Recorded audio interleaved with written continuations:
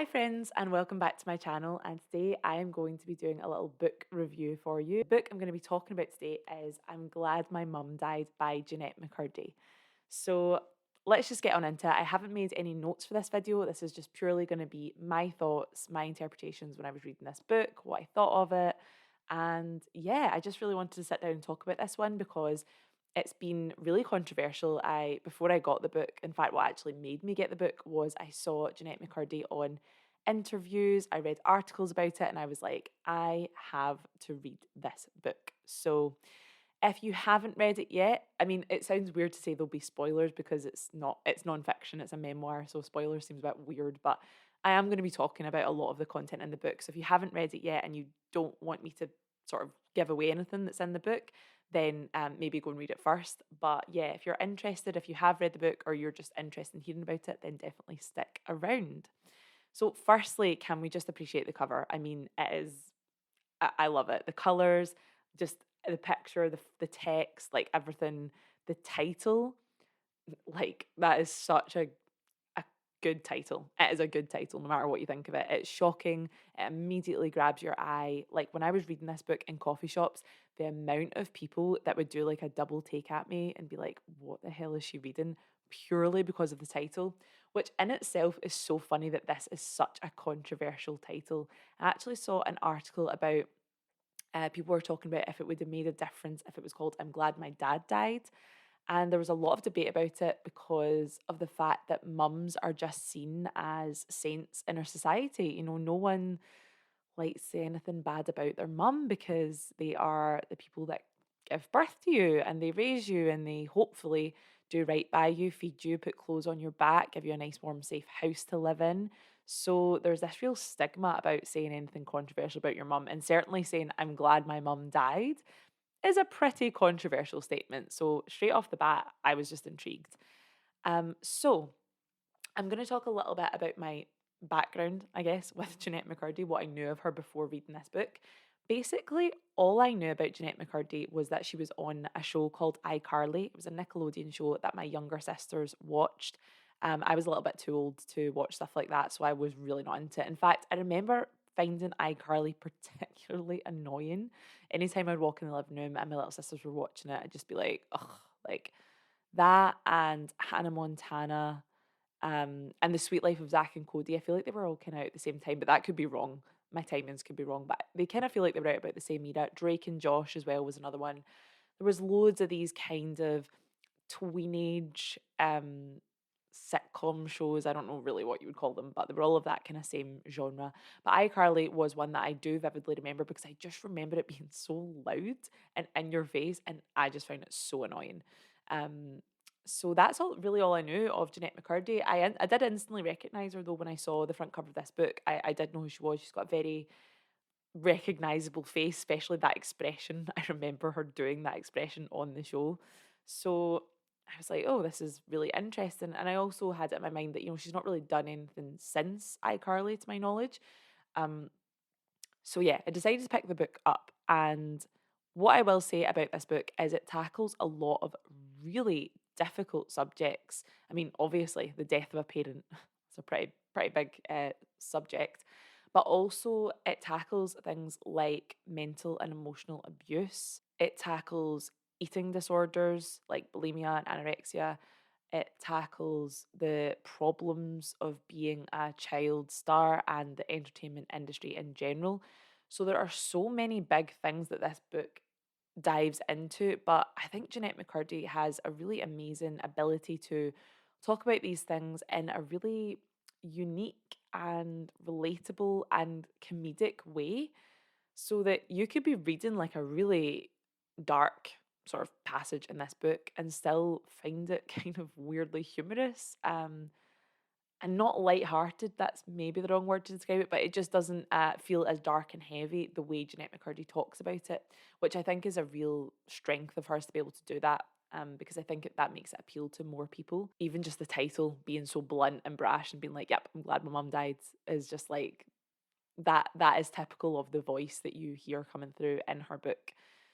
So yeah, one thing I will say right away if you haven't read this book, and if you are a person that has struggled with or struggles with eating disorders, I would tread very carefully in this book. In fact, I would probably advise not to read it because she does talk in depth about her bulimia specifically. And as someone that grew up in the early 2000s, and I didn't actually realize me and Jennette McCurdy are almost the exact same. Well, we are the exact same age. We're 30. She was born the 26th of June, 1992, and I'm the 3rd of August, 1992. So we are like weeks apart. I did not realize that. But it makes a lot of sense because we grew up at the exact same time around very similar influences. And growing up as a young girl in the early 2000s, I would challenge, in fact, not even just girls, I would challenge anybody growing up in the early 2000s to not have a really weird relationship with their body image and food and diet and exercise. It was a messed up time of low rise jeans, crop tops, these really, really over the top, like ideals of beauty, these washboard abs, perfectly toned, tanned, blonde hair, bleached, like white teeth, sparkly eyes. Like it was just such an over the top beauty ideal that was around in the early 2000s and portrayed in the early 2000s that I think it was extremely damaging for my generation. And not just women. I'm speaking obviously as a woman from my experience, but I know plenty of men that had a really similar experience where they saw these, perfect looking, muscly guys, perfect hair, teeth, skin, everything. I think it was just really, really damaging for our whole generation, is what I'm trying to say. Please, please, God, do not bring back the low rise jeans. They are not good for anyone. That's my PSA. But yeah, anyway, if you have any form of eating disorder, I honestly wouldn't advise reading this book because I think it could be really triggering for you. It does talk a lot about her bulimia and a lot of her, I guess, self sabotage and self hate and self doubt. And I think that all stems from the relationship that she has with her mother, who's obviously the central character in this memoir. So, straight off the bat, when I was reading this, I was like, your mother is a narcissist, was a narcissist. Obviously, she's passed now. It was very, very obvious right from the word go. Her mum was using Jennette as a way to get what she wanted, which was attention, sympathy, fame, money, just all of the above. Her mum, makes it known to Jennette, when she's young, that she wanted to be an actress. Like that's what she wanted to do, but she was never allowed to. So she is going to live vicariously through Jennette. Jennette is going to become what she herself could not be. Not because Jennette wanted to. In fact, Jennette actually never expressed any interest in wanting to act. And she talks in the book about how she goes to auditions and she feels just absolutely racked with nerves. She feels sick, she doesn't want to be there. It's not an enjoyable experience for her. But her mother is the driving force behind that, gets her the agent, bleaches her hair, dyes her hair, tints her eyebrows, all that kind of stuff. Like, does all these things to her child that her child doesn't really want. It's so, so sad, honestly, to read because you're like, you're so clearly forcing this upon your child. And in fact, one of the things that I found really, really shocking in the book is how Jennette McCurdy talks about how her mum would take her to the bathroom and also bathe her until she was like far too old to be being bathed by a parent or taken to the bathroom by their parent. Like she's in her teenage years and her mother is still performing these tasks for her, which she would have been able to perform by herself from like a really young age. There was no need for her mum to be intimately involved with her in that way. And I honestly find that so, so disturbing. Like that was probably one of the biggest, most shocking things I found when reading this book, because for me, it honestly bordered on sexual harassment and sexual assault. And I know that's maybe weird to say because it's a mother daughter dynamic and not like a male, like a father or brother or whatever. But I don't think that should matter. I still think it's wildly inappropriate. And obviously, if you've read the book or if you're going to read the book, you can decide that for yourself. But that's my take from it. So, yeah, her mother forces her into this career of acting. And obviously, eventually, she gets the job on iCarly.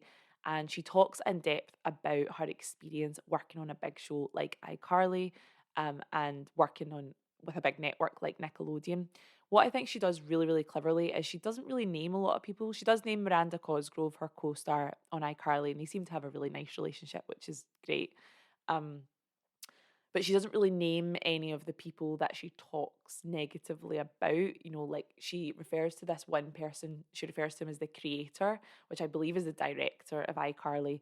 And she talks about how he is basically this like all-knowing, all-seeing eye, almost like a god-like figure, um, in that kind of industry, or in their part of the industry. He makes the decisions, he decides who he wants, and all that kind of stuff. And she just really talks about how toxic that kind of environment is. And I can relate to that as an actor. The entertainment industry is extremely toxic and problematic and cult like, honestly.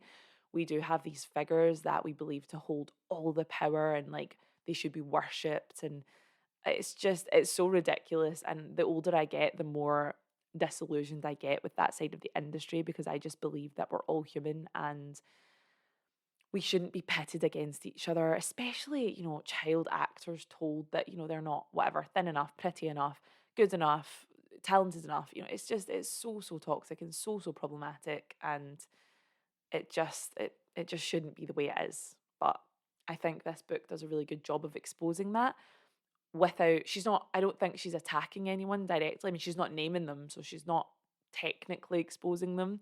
I guess she's kind of exposing Nickelodeon, but I don't think Nickelodeon's an isolated case. This is the entertainment industry. This is the acting industry, so she's not saying anything that's super surprising, I guess. But hopefully this book reaches a lot of people and exposes the industry for what it is, so that maybe if you are someone that is considering putting your child into, an acting environment, or I don't know, try and make them a singer or whatever, maybe it's worth reading this and rethinking it, because there are serious consequences to being compared to other people from such a young age. To There are serious consequences to having your body, face, talent, everything scrutinized from such a young age. And obviously, as I said earlier, Jennette goes into all her issues with her eating disorder. She also talks about a drinking problem, that she has, and other various issues that crop up in her life that are directly stemmed from her abusive relationship with her mother and her experience in the entertainment industry. So it's an absolutely fascinating read. And by the end of it, I was just left with the conclusion that, well, that I already knew the entertainment industry was completely toxic. But firstly, I think by the end of it, I was so glad that I do not have a narcissistic parent. I do know people that have narcissistic parents. And listen, don't get me wrong, like we all have narcissistic tendencies in this day and age. It's almost impossible to avoid. But to have a parent that is a narcissist and that is so controlling and so manipulative as Jennette has, and I honestly know people that have as well, I'm just so glad I don't, because it's so destructive for that child. So yeah, that was one thing that stuck out to me. And also the fact that, the book is literally titled I'm Glad My Mum Died. And Jennette goes to say, at the end of the book, when obviously the mum has passed and all that kind of stuff, that obviously she does still feel sad about her mum passing and all that kind of stuff. And she recognises that it was still her mum, but fundamentally her mum was not a nice person to her. She did some really horrible things to her. She made her feel really horrible about herself. She was very, very selfish, very controlling, very abusive, very manipulative. And at the end of the day, her passing does not excuse her of all those negative things that she did in life. She wasn't a good person and doesn't deserve to be glorified as one just because she died. And I think that is something that I think there's a lot of truth to that. I think that it's not a popular thing to say. It's not the most pleasant thing to say or think about. But at the end of the day, if you were a bad person in life, if you were not a nice person, if you were selfish and abusive, then that's how you'll be remembered in death. I'm sorry, but that's just the way it is. So be nice to each other, be kind, don't be controlling, don't be manipulative, don't lie and cheat and do all these horrible things. In general, it is a really, really good book. I would highly recommend reading it if you are interested in it. As I said, beware if you think you might be triggered by talk of eating disorders, or even talk of, mental, physical, emotional abuse, narcissistic parents. There's a lot of triggers, honestly, in this book. So tread lightly with it. But I do think Jennette McCurdy is one to watch. I think we're going to hear more from her. I know she has her own podcast. I think she's done some other writing, but I hope she comes out with more books because she has a really, really unique voice and it's definitely one I would like to hear more of. And obviously, she does talk as well at the end of her book about how she is not going to be in the acting industry anymore. She does feel like she is a writer and that is where her talents and her passions lie. So it's such a good story of personal growth as well and realizing that something is not for you. You didn't want it in the first place and it's not for you and you're going to pursue what you truly want. And I'm so happy for her that she is living life on her own terms now and pursuing what she wants to do instead of living for someone else because ultimately that's what we should all be doing. So, yeah, I hope you enjoyed that little review. I guess it goes without saying this was a 5-star read from me. I feel like a lot of the books I've read this year have been 5 stars, but I've had a really good reading year. So, yeah, definitely pick up I'm Glad My Mum Died if you're interested in reading it. But I hope you enjoyed my review. If you have any thoughts that you want to share, please leave them in the comments below. If you've read the book or if you're interested in reading it after hearing me talk about it, then please let me know below. And as always, thank you for watching, and I'll see you next time. Bye.